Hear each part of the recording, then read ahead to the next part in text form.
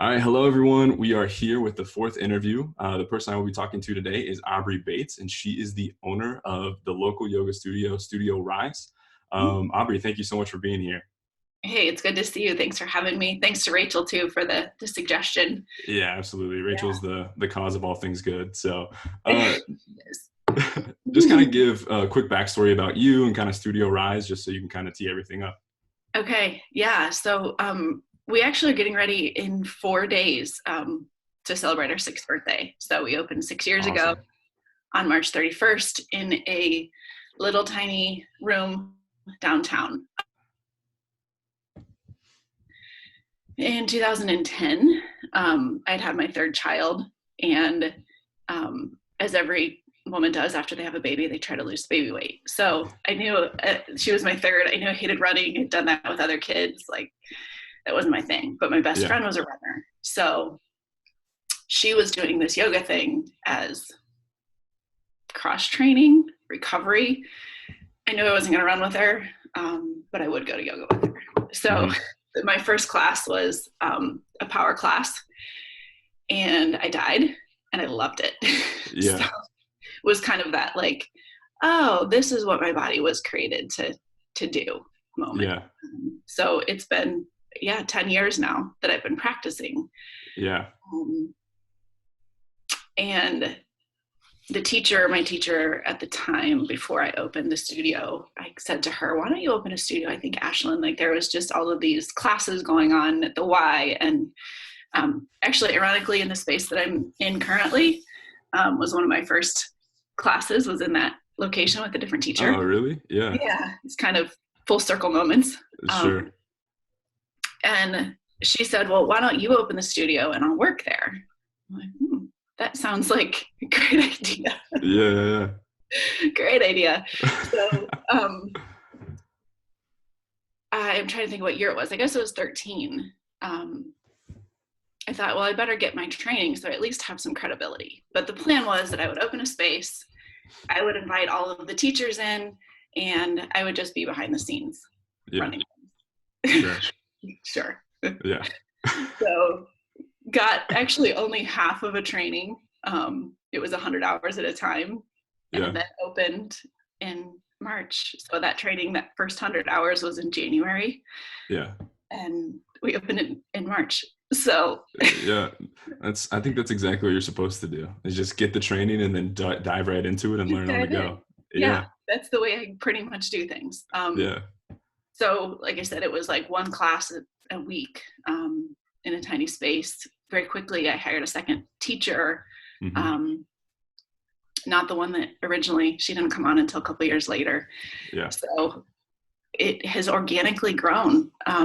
That's just been my kind of mode, is just to do what's needed next and figure it out as I go. Yeah.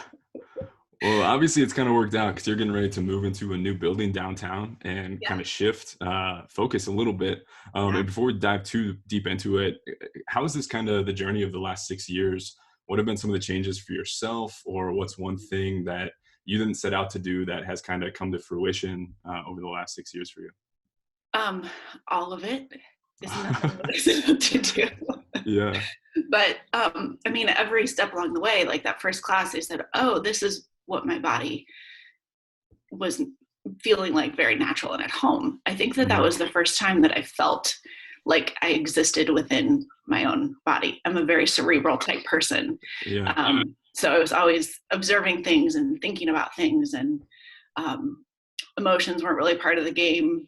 Body, there wasn't a lot of that connection. So that was the first time that was the first surprise, like, oh, I'm also, like, mind and body has come into play together.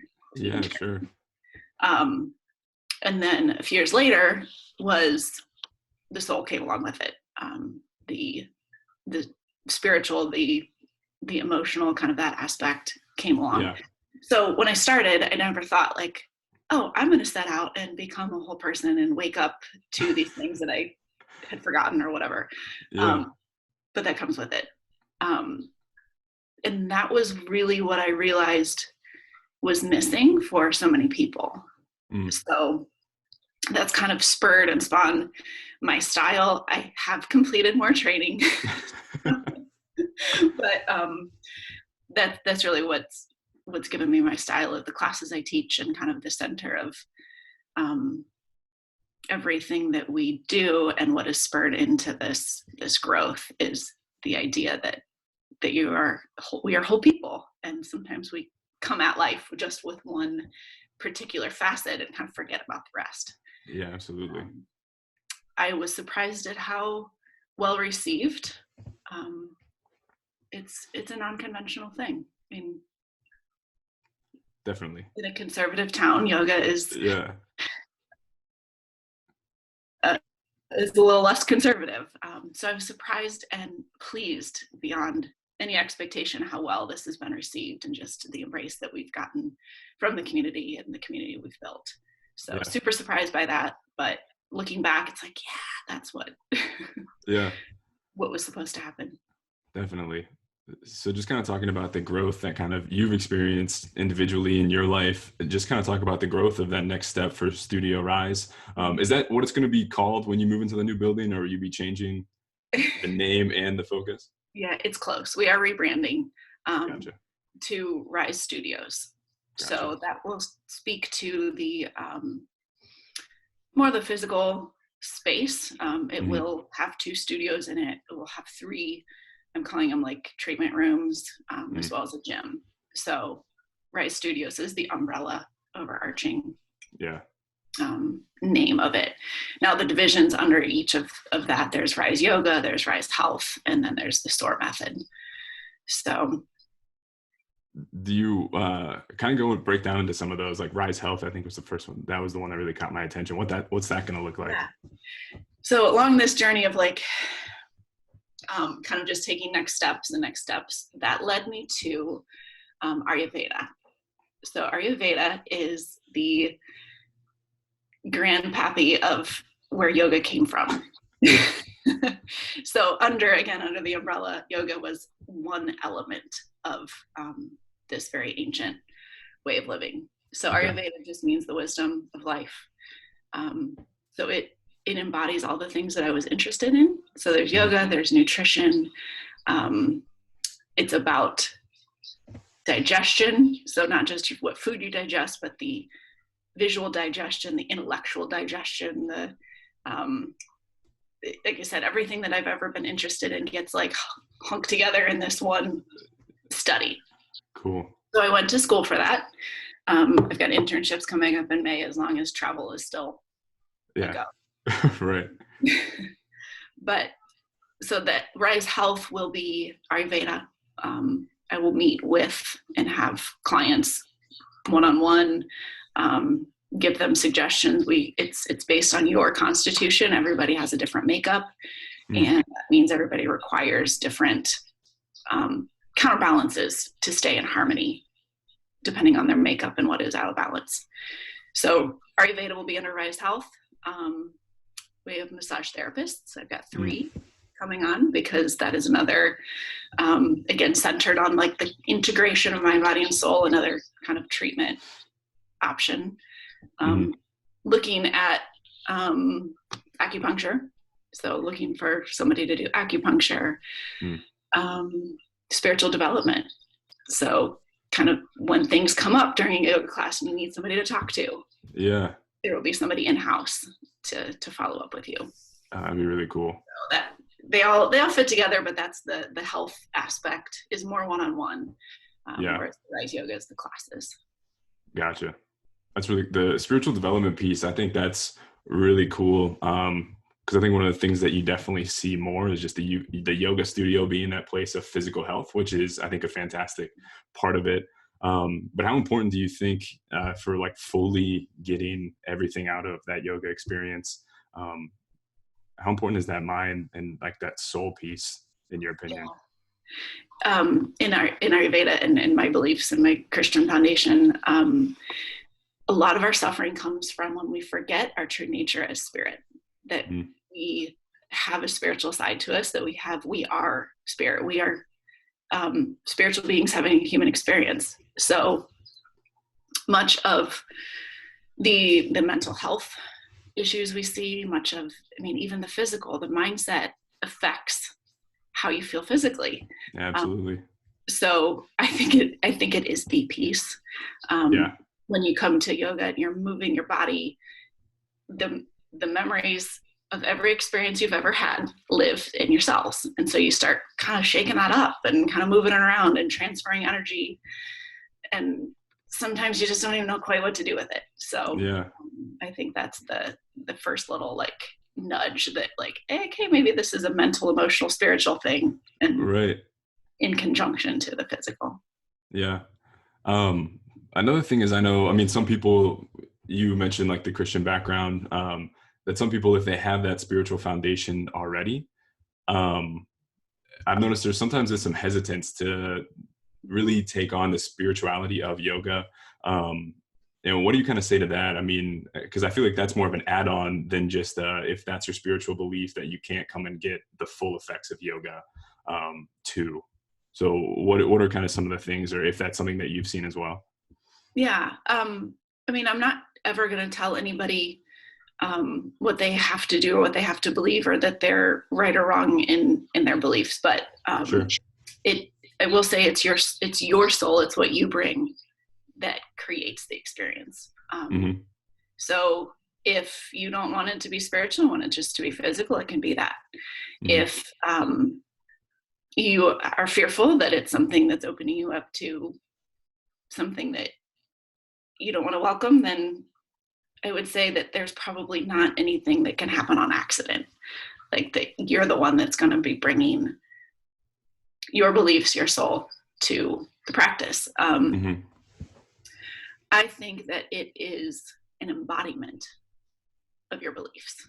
Okay. So, like you said, Christian background, Christian foundation, grew up in the church. There's just like there's something about music that kind of like reaches other places, that gives a rich worship experience. I think it can be, if you choose, because that's what I'm expressing and embodying, can Hmm. be something super rich in a Yeah. different complex dimension to understanding who God is and who I am. Sure. That's a really good point. Definitely something I wasn't thinking about. So it's the point of We'll these take that. conversations, to learn more stuff. Yeah, definitely. So obviously a lot of stuff's going to be coming up at the new Rise Studios, not Studio Rise. That's right. Uh, so when are you looking, what kind of open date do you have set tentatively? I'm sure everything's kind of up in the air because we have this pandemic. I don't know if you've heard about that, but I hadn't heard about that. yeah. So when do you expect this to start opening up and offering all the services? I had a really great plan. I had this like awesome plan. Sure. Everything. I met with my instructors like the Thursday before everything changed on Monday. Yeah. So the plan had been that we would open in June. Gotcha. There's actually a possibility that we'll be able to open sooner. Just all the things that are up in the air with, like I said, my travel in May, Yeah. whether or not I continue paying for 2 spaces that we aren't using. Right. Yeah. Yeah. Yeah. There's so That much makes up in the sense. air. Original plan was June. It could actually be sooner. Cool. Yeah. Awesome. Well, and then kind of just wrapping up here at the last question, Aubrey, for you, what are some of the things that you guys are kind of doing to stay connected with the people that maybe have been coming to you guys for a long time, or just what are some recommendations that you have for people as we're kind of stuck in our houses here and maybe building with a lot of pent up energy and not really knowing how to get it out because we're used to getting up and going somewhere to do that?